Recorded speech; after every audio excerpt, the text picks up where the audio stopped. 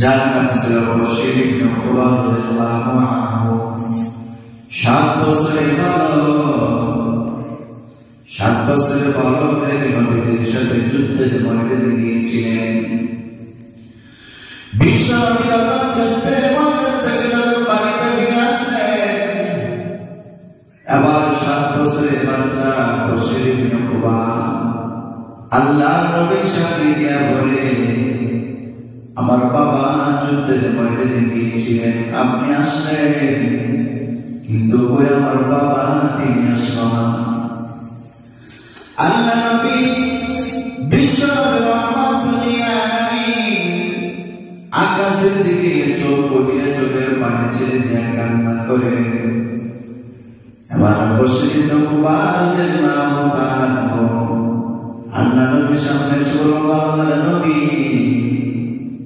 আমার যে মা নাই, ভাই বোন কেউ নাই, রাত্রে হয়েছে আমি আমার আব্বার গলা ধরে ঘুমাই, আমার আব্বা আসলো না। আল্লাহ নবী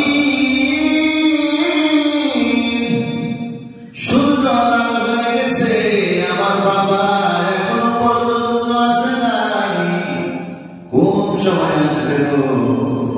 আমার বাড়িতে আমার দেখার মতো কেউ নাই। আল্লাহ নবী বিশ্বনবী রাহমাতুল আলামিন আকাশের দিকে চোখ করে কাঁদতে আর ডেকে বলেন, মালিক, 7 বছরের সন্তানকে আমি কি জবাব দেব? কেমনে বলবো তার বাবা জান্নাতে চলে গেছে? 7 বছরের সন্তান কি বুঝবে? নবী জবাব দেয় না, চেহারা ঘুরাইয়া দেখে দিয়েছে। নবী কথা বলেন না কেন গো? সন্তান হয়ে যাচ্ছে, আমার মা নাই, আমার বাবা এখনো পর্যন্ত আসে নাই, বাড়িতে আমার কে দেখাশোনা করবে? রাত্রে হয়ে গেলে আমি আমার আব্বার গলা ধরে ঘুমাইতাম, আমার বাবা দিন এখনো পর্যন্ত আসলো না। এবার নবী ডাকতে বলেন, বশীর ইবনে উকবা, কান্দিস না, চোখের পানিগুলো মুছে ফেল, তোমার বাবা যুদ্ধের ময়দানে শহীদ হয়ে মৃত্যুবরণ করে জান্নাতের ভিতরে চলে গেছে।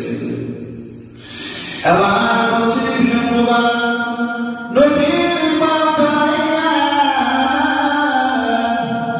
আরো বেশি কান্না করে ডাকতে বলে, নবী গো, আমার বাবা, ওনার কি চিন্তা করার কোন দরকার ছিল না? আমার মা নাই, কেউ নাই, ভাই বোন নাই, উনি যে যুদ্ধের ময়দানে চলে গেলেন আল্লাহ রাস্তায় জিহাদ হয়ে, আল্লাহ রাস্তায় জিহাদ করিয়া মৃত্যুবরণ করলেন। ওনার কি চিন্তা করার দরকার ছিল না? আমার যে কেউ নাই, আমাকে কে দেখাশোনা করবে? আল্লাহ নবী ডাকতে বলেন, বশীর ইবনে উকবা,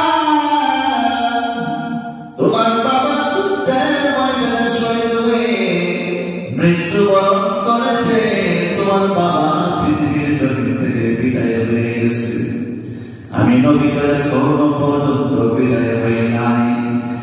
বশীর ইবনে উকবা, আজ থেকে বাকি জিন্দেগির জন্যে আমি মুহাম্মদ তোমার